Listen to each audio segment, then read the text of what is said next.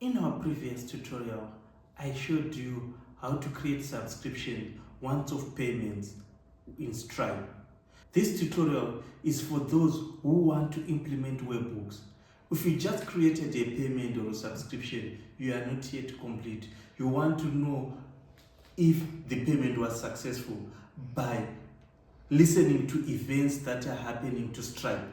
Stripe will send different events to your platform through webhooks, and you are listening to these webhooks and updating. Some of you are asking, is this secure?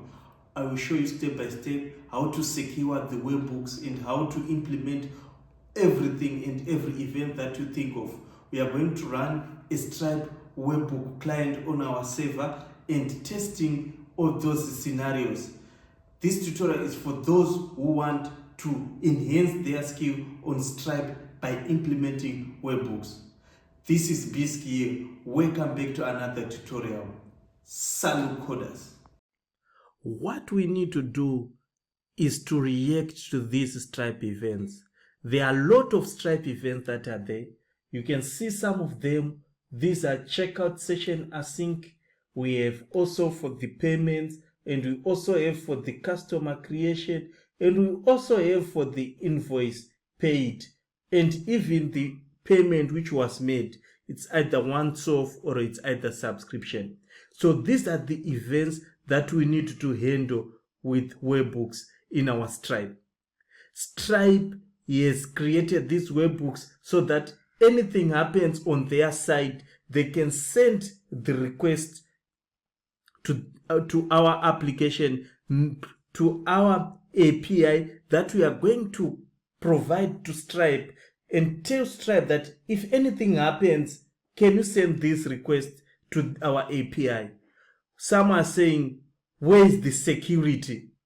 How will the Stripe secure this? If you look here, the security is much 100% secure because Stripe has a webhook key. So where do we have to store this webhook key? In your backend, you can store it securely in your vault, in your configurations of the application, and this webhook key is in your backend. So these events must be handled in backend, not in front end. So it does not need an application server that changes the IP address. It's better to give Stripe a domain which does not change, so that every time an event is done, they can send a post request to your application. It's always a post to react to these events. If there's a failure to these events, you send a Stripe will keep on retrying until it got success. And in the Stripe also dashboard, you can also do retries. What a simple application developed for your payment gateway. So here, this is the webhook, and I want to show you. So to Stripe, we are going to give there our API, the name of your domain, public, so that this API must be not secure because we are not providing a certain authentication methods to Stripe. So they will send to our public URL, and they will send a Stripe signature, and this Stripe signature is the one that you are going to use to know which event is this request sent from Stripe. So they will send this Stripe signature, and this signature is always different for each request that you are receiving from Stripe. Then if we have this, we need to validate the signature. We need to validate this signature because with their SDK, we can get the event by putting their signature that they gave us and also the key that they use. So if these details do not match, we throw an exception, means the verification is wrong and we failed to validate the signature. So nothing is going to be done, and we throw an exception, and Stripe will retry after some time until it's give up. So with the list of this, after we have done this, if we now have the event, we can now start to retrieve data from this event, because I told you they send a post request. From that post request, you can now get the the data from that post request. So when you're creating a request to, let's say you're starting a payment, you put your metadata so that when you are receiving this request via events, you can get that metadata. What's a simple concept? How to achieve this? I will show you how to do it. So if you scroll down here, these are types of events that you can handle from your Stripe, but some of them we don't need them. What we are more concerned is the event when there's a successful payment. What should we do if there's a successful payment? To handle successful payment, the name of the event is payment intent succeeded. So if this event is triggered, it means money has moved from one account to your account, which is your Stripe account. Now you received your money, so you can give someone a product. So this is how we can handle these events. And these events are sent. So in Stripe, you can configure which events do you want to configure. And if you want just to configure only few events like payment intent, so that these ones, since you are not handling them, you can just remove them. But what is a customer? If you watched my previous tutorial about Stripe, I showed you how to create a customer, how to get a new customer. So if you are creating a new customer, there are also events for customer creation. If there's a subscription and we are doing subscription, there are also events for subscription. If the invoice is created maybe after the subscription is expired, this can also be handled in Stripe. So these events can be sent in different times. Let's say we are using Netflix. Your subscription is expired after 30 days. What happens after 30 days? It's Stripe will send an event that they've renewed your subscription. If there's no money, they keep on trying until the end of its failure, saying, this card, we did not able to deduct money, so the state of the subscription will be changed to be like cancelled or different status, so that on your application we need to provide a subscription which is only valid, right? So, or which is in trial. So these events can be sent in different times. If it's subscription, when the subscription expires, and also an invoice will be generated, so you can handle this. If in your application you want to handle certain conditions when it's renewed, you can do that in your application by these webhooks. So let's go to the Stripe and logging in, and I will show you. So in your Stripe dashboard, you can go to your Stripe dashboard. That's where you can get this webhook keys and the Stripe keys. Watch my first tutorials where I was creating a session. So in my here, you can see this. I'm in a test mode, and I can have the credentials for my webhooks. So I can come here in this dashboard and I can search webhooks.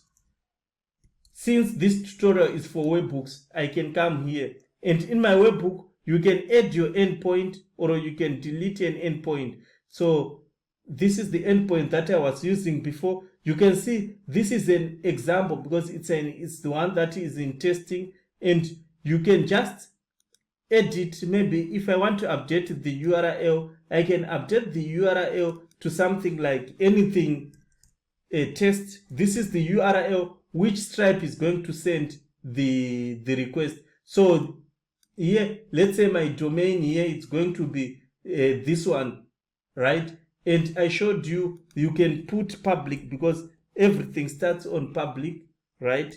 So payment and public. So if I updated my domain, you can see this is my domain that I'm going to use on my webhook. Since I want to edit this domain, so you can see these are the events that I'm going to handle. So these are the same events that you are seeing here. These are the same events that you are seeing here. Every event that you want to handle, you can add them through the UI. So you can look, these are the events that I can send, and you can see I have payment failed, I have payment succeeded. These are the only events that I want to handle. And the version that I'm using for my API is 2023.10.16. It's important to know your Stripe API version. You have to know it. So that's the version that I'm using. So if you watch my previous tutorial, I showed you how to set up these versions, how to add these keys. So if there's an error to my side, you can see there's some error during my validation because of failure to the signature. So it means the request was not successful, and Stripe will keep on retrying, and this is the data which was being sent, and you can see this is the data that you are going to retrieve when you validate the signature. So these are the webhooks and these are events. If you want to resend, you just click what? Resend, and the request will be sent, and it is going to fail again until, so they are also succeeded or failed. Only for now, we only have failed, only no event was succeeded. But here I don't want to show you how to use this one, because here if you deployed your application, you just deploy your application in your server and you put your domain and the API. So if you come to this Stripe dashboard, you can see we have the local listener. You need to install Stripe client so that we can forward requests to your application if you are testing on your local environment. This is a simple way to test also webhooks. So if you do add local webhooks, you can go here and download.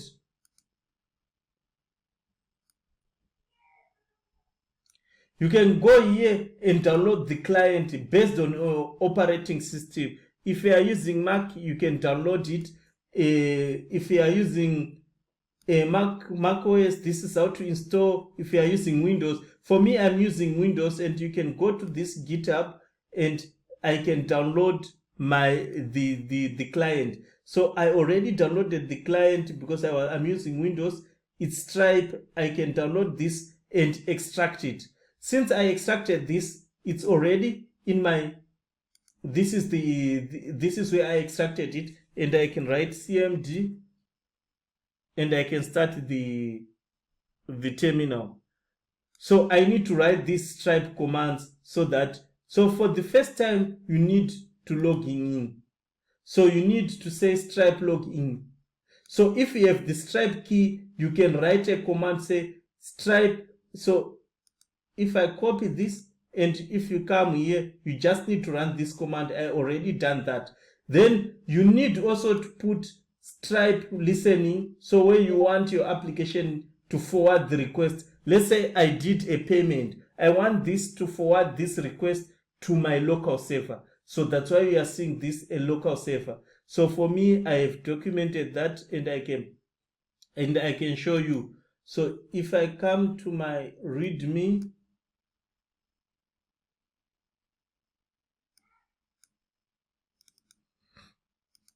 so you can just do this, and you put your Stripe API key if you have a Stripe API key. And this is the URL that I'm going to listen to my webhooks that are going to be sent by Stripe.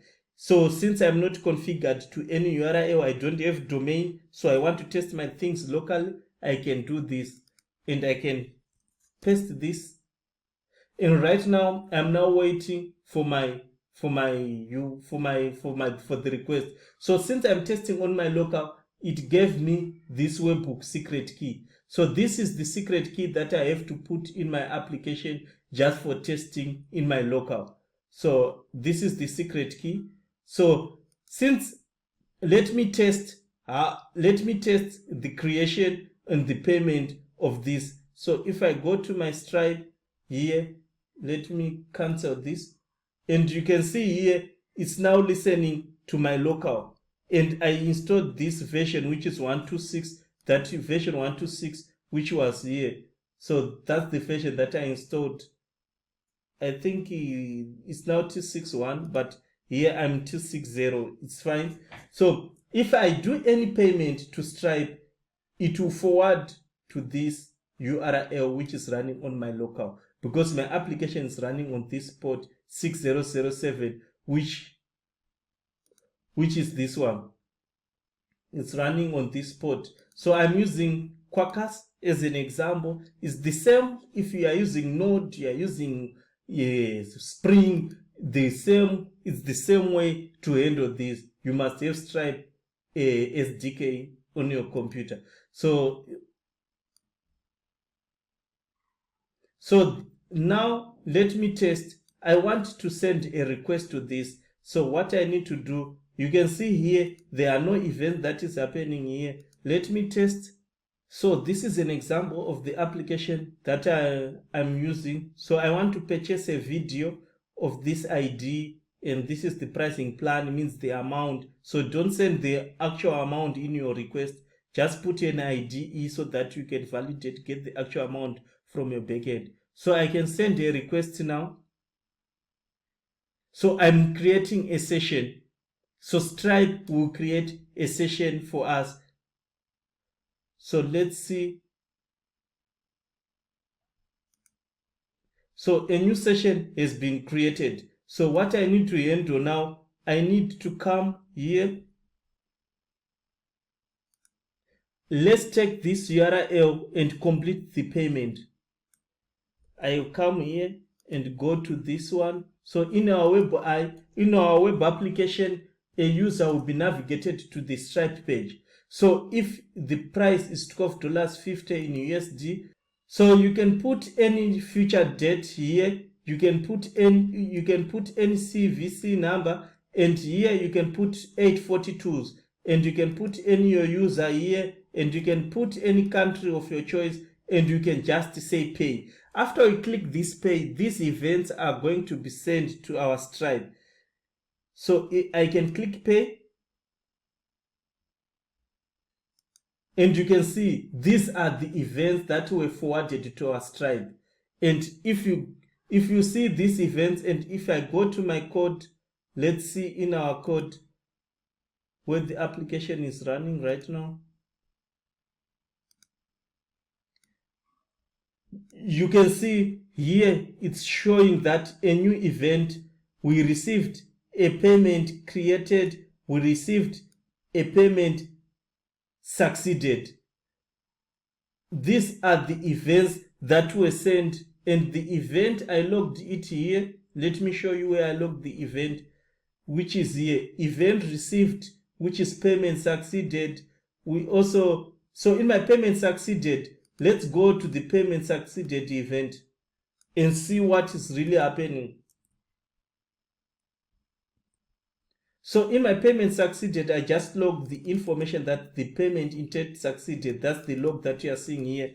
Then I will complete to retrieve the data that I sent and complete the webhook and save this data into the database.